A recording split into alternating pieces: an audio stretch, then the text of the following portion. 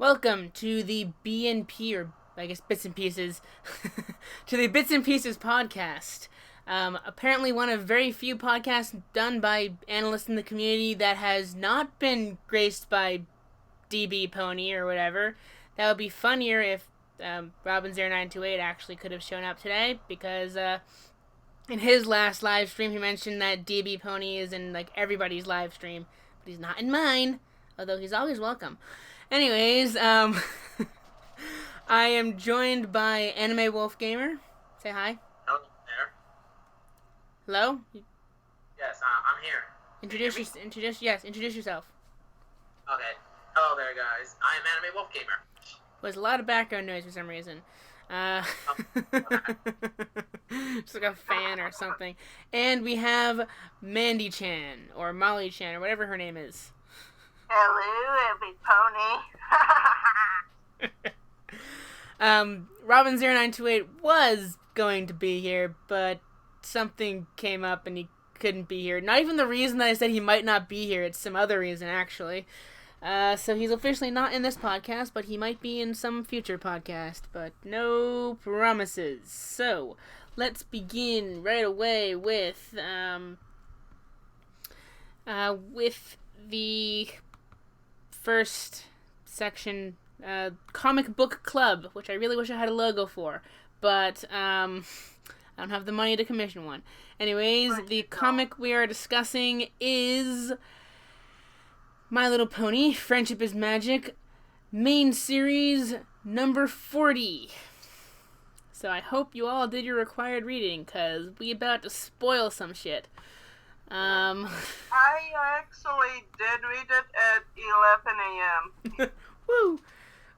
So yes, this is the one where it's the sort of the extended backstory of Twilight and Spike, and it picks up pretty much the day of her initiation ceremony and continues after Spike was born, and all the adorableness and the crazy baby taking care of shenanigans that Twilight then has to deal with while also being a full-time student. Fun. You know, it's kind of surprising that the comics did this first before the show has. Like, I was expecting this to be an episode of the show, but the comics did it first.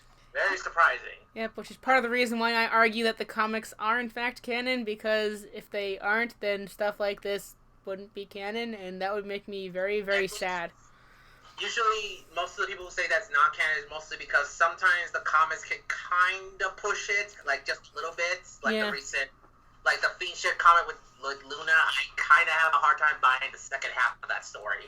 Yeah, well, see, my issue with just to continue the side tangent, I guess, my issue with the Luna microseries, not microseries, the Luna Fiendship, the Nightmare Moon Fiendship, which I'll go over more when I cover that one, is because it essentially functions as a prequel to the Nightmare Rarity arc, and I don't like the Nightmare Rarity arc. I happen to love that series. So I don't like the Nightmare Rarity arc, and because I don't like the Nightmare Rarity arc, anything that makes even the smallest bit of reference to that arc, I should not like. Which is actually makes something I want to bring up for this. One of the teachers we see is Inkwell from the Celestia microseries, which the Celestia microseries supposedly makes a subtle reference to the Nightmare Rarity arc with the shadow creatures or whatever, even though people have argued that those are not the shadow creatures, though, because those could be changelings. Anyways, Inkwell was in that one, so I kind of didn't like the Celestia microseries because of its references to the Nightmare Rarity arc, but this one is fine, because it's just a brief little cameo of Professor Inkwell. Oh man, Skype's making random noises that are probably going to be in the background. Great, I need to figure out how to do podcasts better. Okay, so random rambling aside, I like how they're making subtle references to other comics with Professor Inkwell, and also if you pay attention to like one of the first panels, you see Trixie, a younger Trixie, going to the same school. You also see Trixie in class, kind of angrily glaring at Twilight when she arrives late. So I mean, Trixie's there. That's a nice little thing. Also, other characters like Moon Dancer is in the background. Not the Moon Dancer that they showed in the Fall of Sunset Shimmer, which technically they did show the older version of Moon Dancer. It's the new Moon Dancer as of Mending Fences, or Amending Fences, whatever it's called. Anyways, I'll stop rambling. So what do you guys think of this comic? I really liked it. I thought it was hilarious and cute. It can give you cutiebeties. Yes, the baby Spike, or I guess the baby unnamed dragon, since he's technically not named till the end of the comic. He is adorable, and Philly Twilight is adorable and adorkable, and it really grows both characters. Actually, like it shows that it wasn't just all sunshine and rainbows after her admissions thing. It was like there was some issues that she had to deal with. She had to learn how to take care of essentially a baby of another race that she doesn't know how to take care of, because that race doesn't usually interact with ponies. You know, I'm just really surprised that they did this, and honestly, it's a very refreshing, since the comics keeps like, you know, I hate to say this, but the comics, like, so far, like, they've been a long street of very mediocre to very shitty to some decent stuff. So it's very surprising that we finally got one that isn't so shit, and I'm hoping it stays that way, which so far it seems because I like the issues after this, like issues 41, 42, and the latest one, 43, considering that it has a huge reference to the Justice League, I think. I haven't honestly, I can admit that I haven't read anything really that far beyond. I've read 40 and 41, but I haven't read 42, 43, or whatever number they're up to now. Mostly I don't have the money to buy a digital copy of the comics, so that's why I chose number 40, because it was a cute little comic, and it was a one-part comic. There's a reason why I read them online. Yeah, I like owning a copy of it for when I do my reviews, so I can take screen caps and such.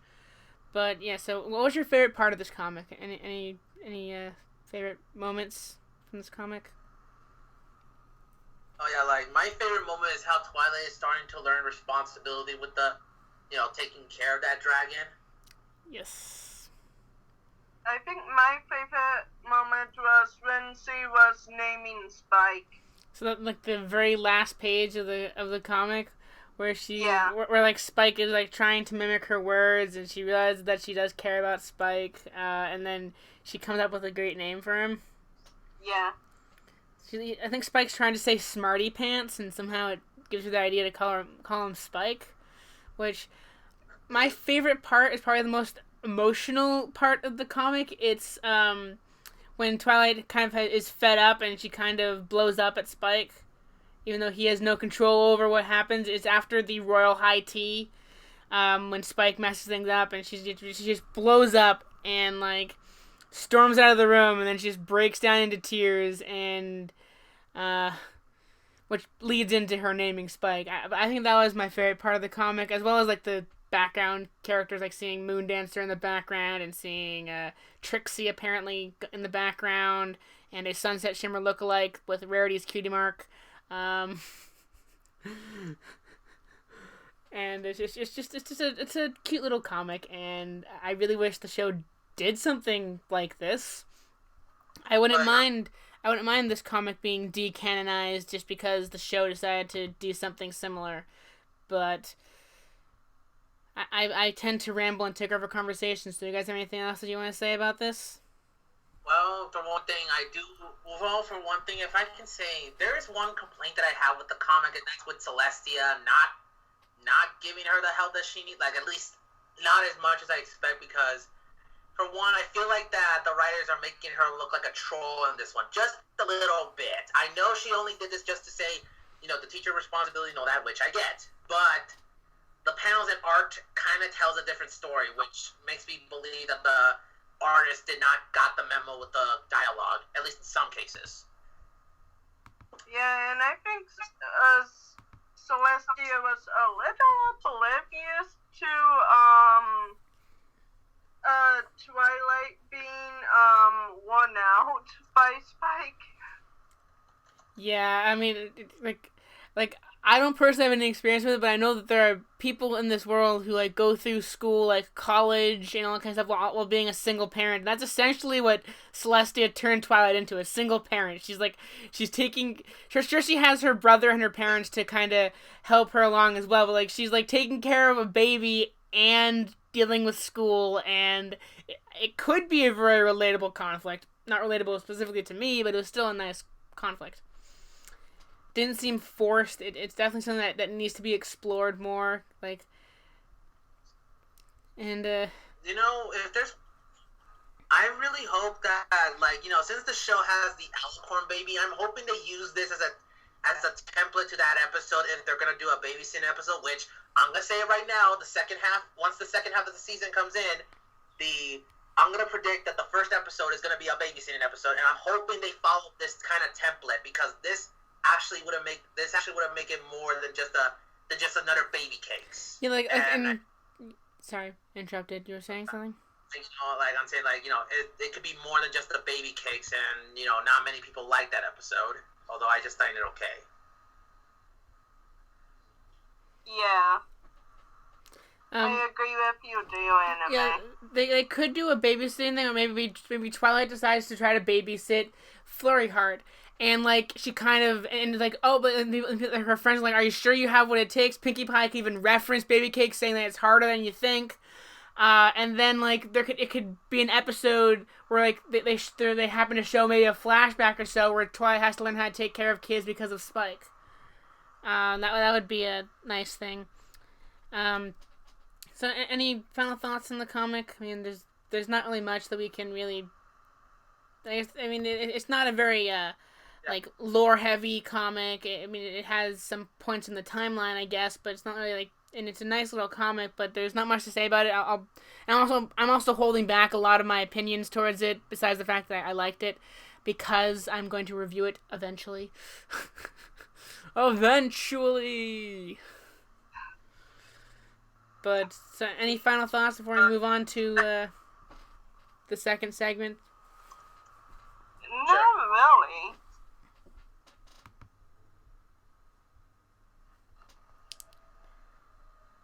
Okay, well, I mean, it's a nice comic. Again, I'm not gonna really give my thoughts on it at the moment. And I really hope the stream is working. Please tell me the stream is working, because I'm seeing like the stream health does not. Everyone is talking in the thing, so yeah. No, because according to the stream health, bad, potentially serious viewing issues.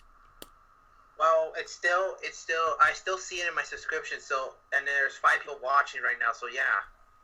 Yeah, everything is working. Okay. Okay. Okay, so we're gonna move on to the second segment, which I probably should have planned something better than just tangential thoughts as the segment name, because Wheel of Segments, it changes every single podcast, and I really didn't have any good ideas for this one, so I'm like, we're just gonna go on tangents and talk about current events or something. So yeah, so did you hear that they're changing the $20 bill? Huh? They're changing the U.S. $20 bill. They're changing it from, I think, Jefferson or whoever's currently on there. I feel like I should actually know that correctly. Yeah, I did hear that, yeah. They're changing it to, I forget her name. I think Susan B. Anthony? I think it was, they're changing it to some civil rights person. Which is they're gonna be the first female to grace U.S. currency. And like the controversy revolving around, like I think Donald Trump said that it's being too politically correct, and instead of changing the $20 bill, they should make a new denomination of bill and put her on that, or put her on the $2 bill, which I agree with what the news article I read said about it, the $2 bill kind of being like an insult. Because who uses $2 bills? Yeah. I didn't know $2 bills existed. They do. They were released originally for the bicentennial, 200 years or something like that, I think. And so they were released for like a limited run. But then for some reason the Treasury's like, let's continue printing them because they're totally more useful than a $1 bill. Not. So they exist, but you can only really get them from banks, like cash drawers at like a restaurant or like at a eating establishment or store or whatever. The cash drawers they have in the register does not have a place for $2 bills. You can still use them as legal U.S. currency, but they're completely pointless because they're just worth $1 more than a $1 bill. You might as well just have two $1 bills. But they're changing the $20 bill, which I guess it's interesting that it gives them a chance to redo all the security features on the dollar bill, on the $20 bill, to make it less likely to be counterfeited, and all that kind of stuff. But it's just be kind of weird to suddenly see someone new on the bill. Although apparently I think the person who's currently on there was not a good person. He owned slaves. There's a lot of stuff about the guy that is currently on the $20 bill that isn't good. I really should know his name. I think it's Jefferson, but I don't want to be wrong, so I'm just gonna say the guy who's on it. I'm stupid. I don't know U.S. history. Apparently, I had to go back to school. See? Yeah, I think you should go back to school. Okay, any other current events you guys want to talk about? Trying to avoid politics because... Yeah, I don't really like stuff. Neither of the current candidates are good. We have a billionaire crybaby, Donald Trump, and a crook who's being investigated by the FBI. Oh, God. Those are our choices.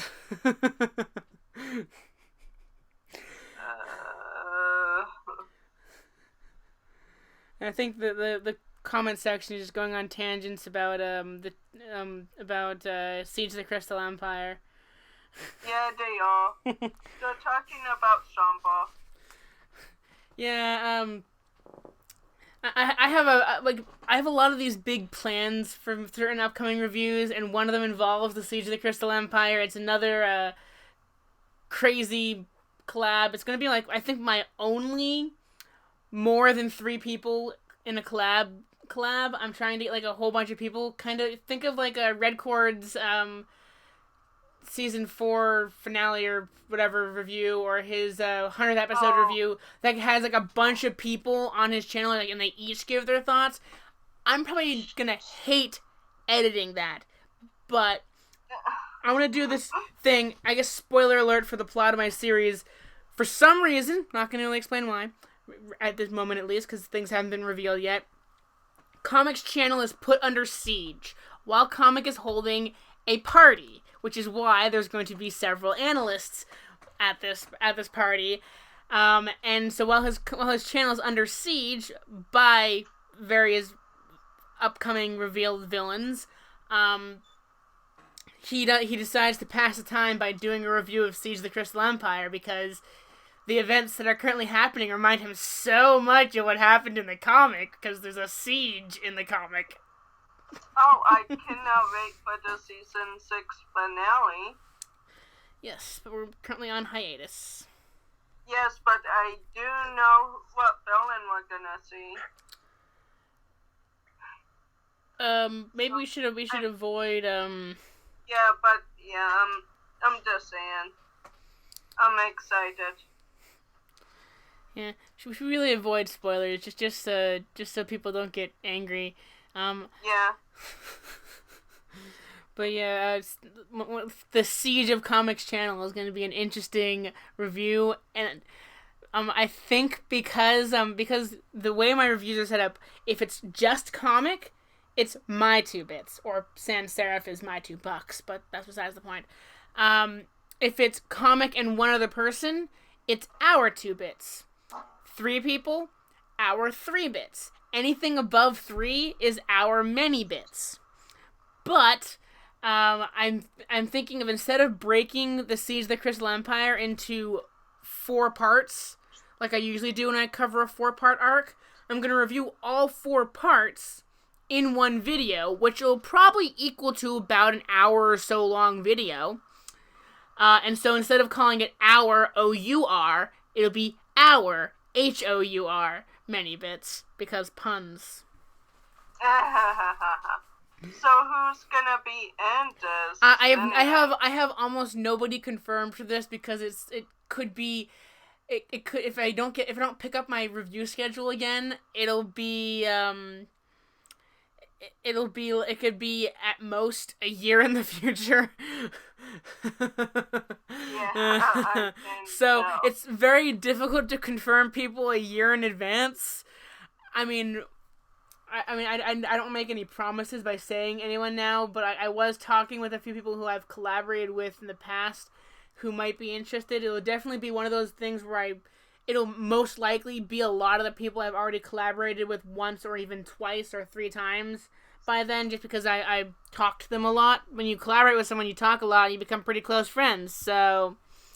Yeah. Hence why a lot of people collaborate with a lot of other people a lot, because they're actual friends. So why not? I feel like we're becoming close friends, comic. Yeah. So, any other interesting topics you guys want to discuss, or should we? I don't know if your people know this, but I am gonna be my friend's bright idea is editing a video for me and her. That's cool. So yeah, when it's out, you guys can check it out. Just a random, okay, give yourself a random shout out, sure. Sorry, comic. It's fine. I'm in upcoming collabs with people, as a minor cameo, but I won't say what it is, because I don't know if that person would want me to say what it is. But I have little cameos, a few cameos coming up. Only one of those videos will be officially deemed canon with my reviews, because the other one, it's an alternate reality where the person encounters me, kind of thing. You probably can tell what they're reviewing. When the person reviewing, when I say alternate reality, cough, the season 6 finale or whatever, season 5 finale, cough.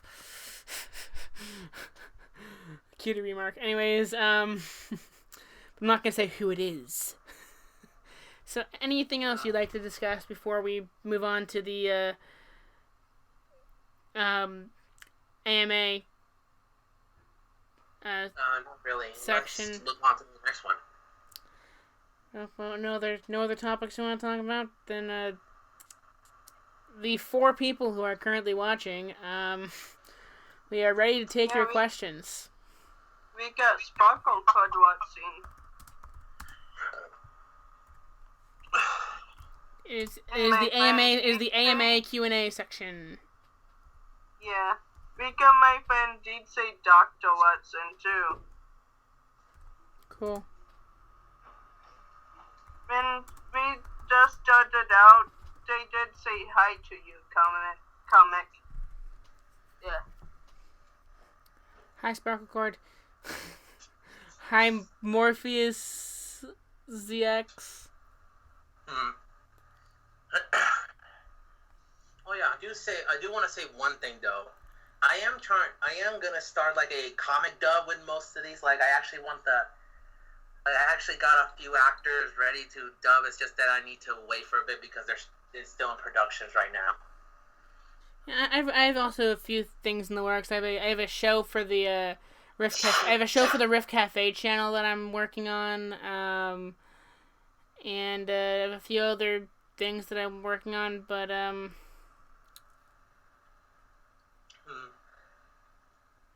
okay, so Sparkle Cord asked a question. Would you smooch a ghost? I am Undertale. Of course, someone, because of my freaking name, people are asking Undertale questions. I was called Comic Sans at least a full 6 months before Undertale existed, or at least was released to the public. So, I was called Comic Sans before Undertale named a character that. I am the OG Comic Sans. I am hipster Comic Sans. I was Comic Sans before it was cool. Just answer the question. Okay, but what? Yeah, like I remember that. It's like, I met you long before that. That game came out. I know it's just. I've gotten questions like about and videos I've collabed with, like people like mentioning like Undertale, like I was called Comic Sans before Undertale. So now you're distressed because of that. Yeah, a great if I ever decided to get into cosplay, a great cosplay would be my OC as Sans from Undertale. But what do you smooch a ghost? That's okay. Would I smooch it? Okay, would I kiss a ghost? I mean, I would kiss the air that they're kind of occupying, because ghosts are not really tangible. They're not something you can actually physically kiss. And I guess it also depends on if the ghost is a girl or a guy. Not saying that it's wrong if I kiss the guy, but I'd rather kiss a girl. That's forever on record. That's awkward. What about you, Anime? Would you smooch a ghost? I don't even know how that would work. Unless you go by, how should I put this? Ecchi standards. Yes, there's actually some ecchi stuff that you can find about ghosts, and it's very confusing to see. This is what you get. This is what you get for staying in the anime fandom. Yeah, I don't think I would. So yeah. Like I said, I would kiss the air. I would kiss the air where the ghost is, because you technically can't kiss a ghost. It's kind of intangible. And only if it was female. I wouldn't necessarily care about the looks otherwise. Just I'm not into guys. Let's just bring up that topic because reasons. Okay. Anyways, ooh, we got a new person watching. Anyways, let's see. Would Friendship is Magic sooner or later reveal the princess's parents, since Celestia and Luna are confirmed natural-born Delacorns from the side canon, but also canonically mention Journal of the Two Sisters? I hope they do, but I wouldn't care if they didn't. Especially because of the crystalline kind of muddying the waters, saying that apparently a born alicorn is something that doesn't happen. I thought the Journal of the Two Sisters is supposed to be canon. Y'all, the writers should mandatory have to read that so they know how canon fucking works.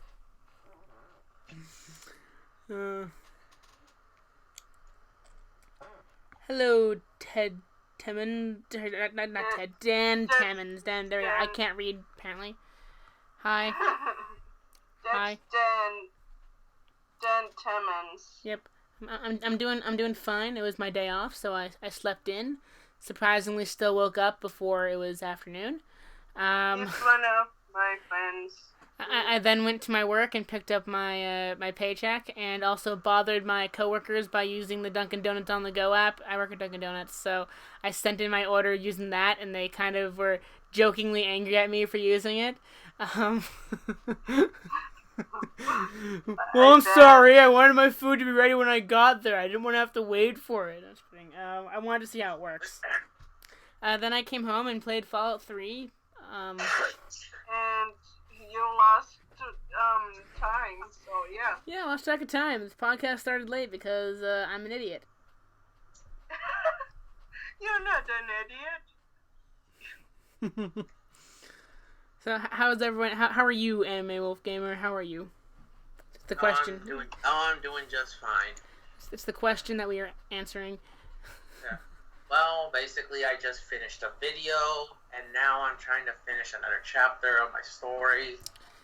And I'm hoping that maybe today I might finally release that comic dub trailer that I want to show people, saying it's actually happening.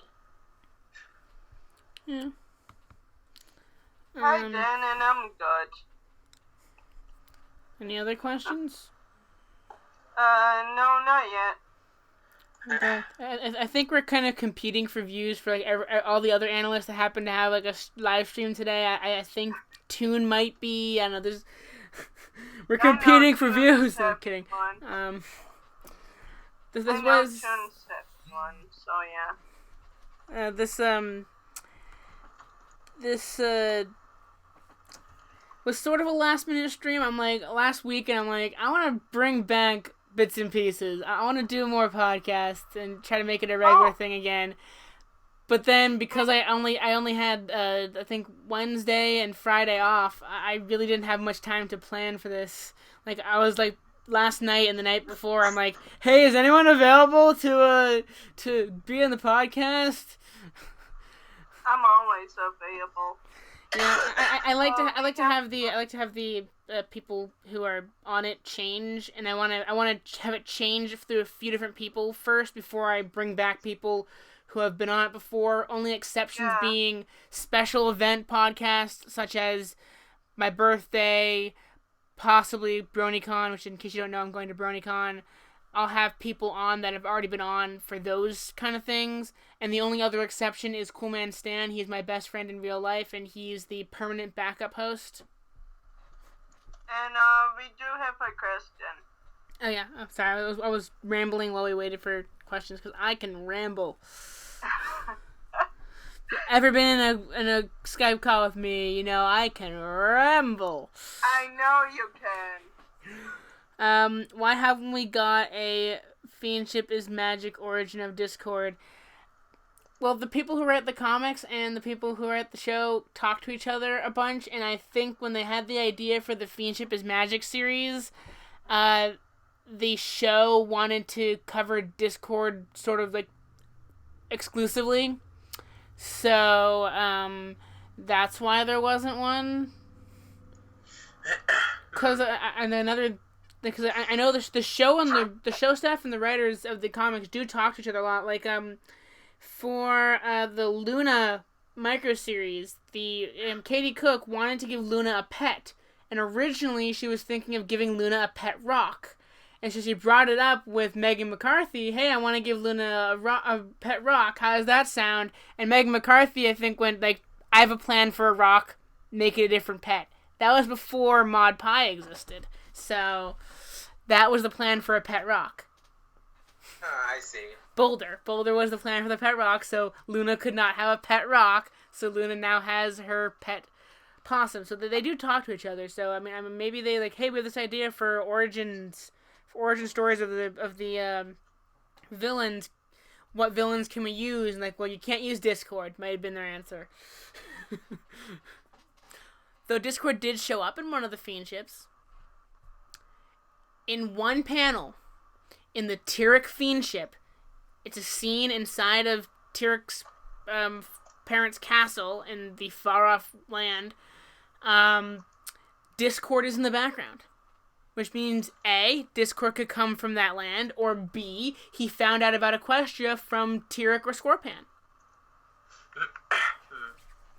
Since Discord apparently knew of Tyrek and Tyrek knew of Discord in the episode, they could have met in the past. You know, like, I heard rumors that there's gonna be like a 4-part series of Tyrek returning. I'm not gonna take the rumor, but I'm waiting for the writers to actually come out and say, yes, we're bringing back Tyrek for the comics. My only hope is that they don't pull Redemption, because seriously, we have enough of those at this point. Yes. I misinterpreted what happened in the Fluttershy Iron Will comic as it being a reformation for Iron Will, even though technically it was, because he was a nicer character when he showed up in the Siege of the Crystal Empire, and it made reference to that being kind of like his reformation. But yeah, we have between Trixie and Starlight and Discord and Sunset Shimmer, and we have too many reformed villains. Actually, it's sort of like in the middle way for the show. It's sort of like a middle way for combining both, actually. What I can't speak. What MLP needs is a recurring villain. Sure, Starlight recurred twice. She had a thing that happened twice, and I guess you could technically count Discord as a recurring antagonist, even if he's no longer a villain. But what they should have had like as much fun, as much of an awesome character as Luna is, and stuff like that, they could have had Nightmare Moon be a recurring villain. Not reform her in the first episode, but have them still thwart her plot, and then she comes back multiple times before actually being reformed and becoming Luna again. Unfortunately, it's not that kind of show, so they're not going to have recurring villains, but it'll be cool. I still have hopes that Queen Chrysalis becomes a recurring villain. Because Chrissy is my favorite villain. That was something I was waiting to reveal when I covered the Chrysalis fiendship, but Chrysalis is my favorite villain. Okay, but actually, we do have a question, a better question from Sparkle Cord. Who's hyped for BronyCon? I am. I'm going to BronyCon. Sorry. Yeah, I'm not going. Anime, you going? Unfortunately, I'm going until next year, if possible. Well, I can usually afford one convention a year.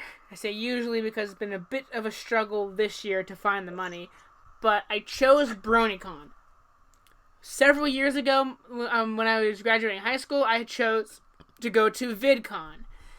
And then my first year of college, I chose to go to what was it?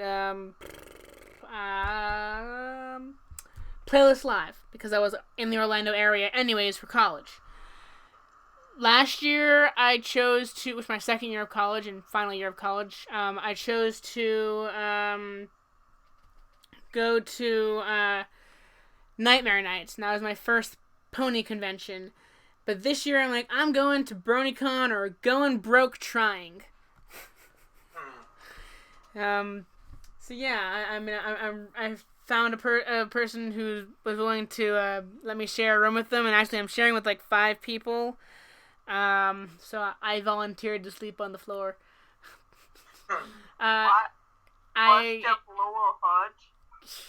And I'm taking a bus down there instead of flying or driving because it's the cheapest option. Technically, driving might have been the cheaper option had I not have to pay for every single mile I drive to my parents because they do maintenance in my car, so they pay for the maintenance, so I have to pay them for the miles. So I'm taking the bus down to BronyCon, and I originally opened commissions for these slippers. If you notice, my OC is a slipper in the stream, but only one person actually commissioned me. It was a Foolery. And the money he gave me to make his OC a slipper didn't even end up going towards BronyCon. It was only $7, but it was sitting in my PayPal account, and I hadn't transferred it to my bank account yet. And an automatic $10 charge to my PayPal account happened, and 7 of those dollars came from what was in my PayPal account at the time, which was the money that Foolery had given me. So the only person to commission me for my BronyCon commissions, their money didn't even go to BronyCon. It's kind of funny. So anyone else hyped for BronyCon? I'm saying this because you guys said you're not going to BronyCon, but you can still be hyped for it. Uh-huh. And if I get the money for it.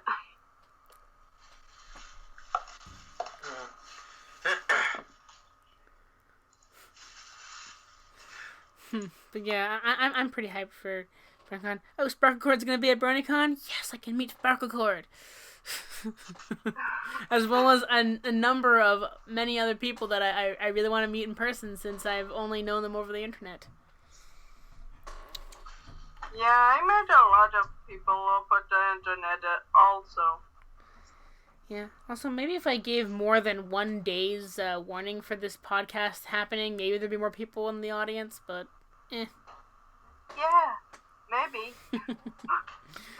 My last day off, I procrastinated on getting out the thing that announced the podcast, so today I had to do it, and it was only a day in advance, or well, less than a day. But yeah, it's been a fun podcast so far. Want to talk about anything else before we sign off? Huh? Anything else? Any other questions before we sign off? I don't see any right now. Sparkle cord and fireworks sitting in a tree. Kiss. Sorry. Sparkle cord and fireworks. No. The reason I was saying that because if you look in the comments, it says Sparkle cord says I'm gonna spend the whole con with fireworks. I'm so excited, and fireworks and Sparkle cord is totally one of the people I actually like. I actually legitimately ship. I never take shipping seriously except when I do. And Sparkle cord and Keldeo / fireworks are totally people I legitimately ship. I don't usually ship legitimately, but that's one of the people I ship legitimately. Okay. So I guess we're gonna end the podcast. It's been almost an hour. Oh, we have a question. Wait. We have another question. Yeah. From Nelson, he says, are you more excited to meet the voice actors or other bronies? Well, apparently Andy Price is going to be at BronyCon, I think, and I really want to commission Andy Price. He's the artist of a lot of the comics, and my favorite artist, actually, followed closely by Tony Fleece. Anyways, I want to commission something from Andy Price. If he's taking commissions, he doesn't always take commissions at the places he goes to, or maybe there are a limited number of commissions, and I may or may not have enough money for the commission. But if I can commission him, I want to commission a picture of my OC meeting his OC and fanboying uncontrollably. Just because he's so good at making facial expressions, I can just imagine that he's gonna make a really out there facial expression for my character fanboying and his character reacting to my fanboying. But I don't know how much his commissions will cost or how many commissions he'll have. But I am looking forward to meeting equally. I'm equally excited to meet both the writers, the voice actors, and other analysts. Or meet again some other analysts. Cause I've met Dr. Wolf and Lightning Bliss at Nightmare Nights and Silverquill. So I'll be meeting them again. Oh yeah. I also want to say something. I just read the latest issue of number 43, which is I haven't read that one yet.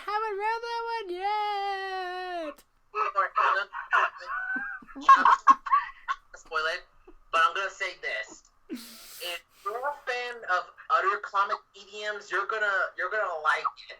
Like you're gonna like it a lot. Wait, and the story is actually interesting. Hold on. Hold on. They keep that and it does not fucking screw up. Hopefully. Yeah, the last comic I read was 41, Rainbow Dash in a Very Bad Day. That was the last one that I read. So can we tease Sparkle Code one more time? Cause she told us about Keldeo. Keldeo and Sparkle Cord sitting in a tree. K-I-S-S-I-N-G. First comes love, then comes marriage, then comes a cult. I don't know. Someone in the baby carriage. Okay.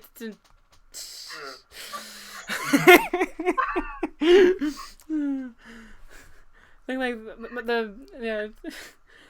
There are very few Bronalysis OCs that I ship. Seriously, Sparklecord and Keldeo are like one of the few people besides I think Sweetie Bloom and Puzzle Brony. Mostly because all the other ones I did legitimately ship, they have the ships have broken up and are no longer canon. Cough, Toon, Your Cough. I actually have shipped one of my own, and they have still are together. So yeah, yay! I mean, so a golden key, whatever the ship between Keldeo and Sparklecord is, and Sweet Lou and Puzzle Brony are the only 3 ships in the Bronalysis community that I legitimately ship. Anything else is probably a joke or a crack ship coming from me if I say I ship something. As far as canon characters that I ship, Octavia and Vinyl Scratch, Bonbon and Lyra, and Derpy and Doctor.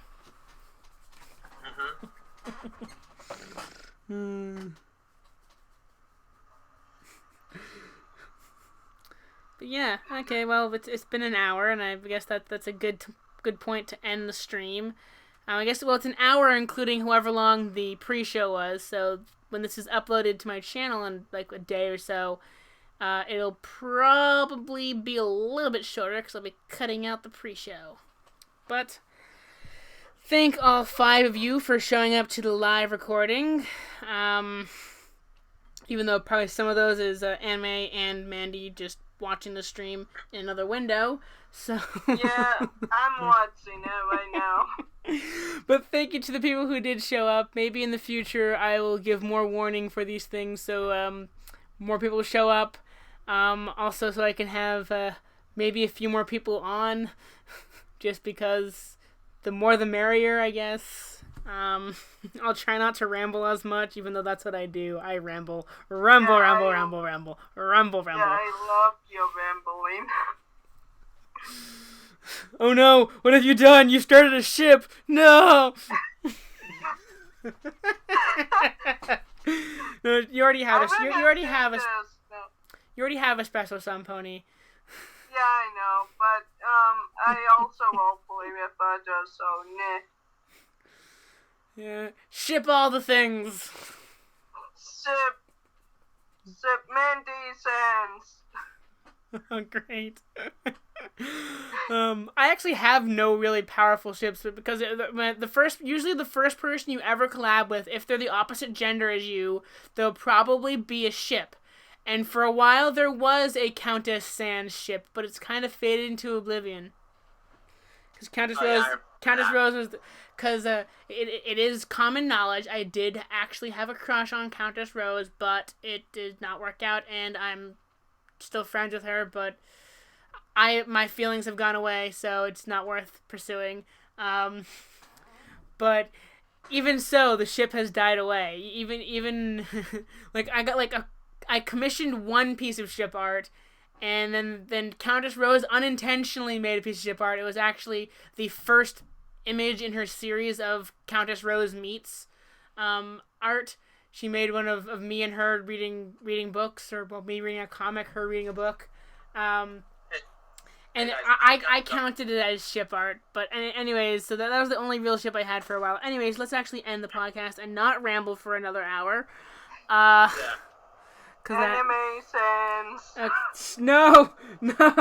Anyways, Well, I have been Comic Sans. And this is Anime Wolf Gamer. And Mandy-chan. And that's the end of the podcast. So I'm just gonna play the intro music as an outro now.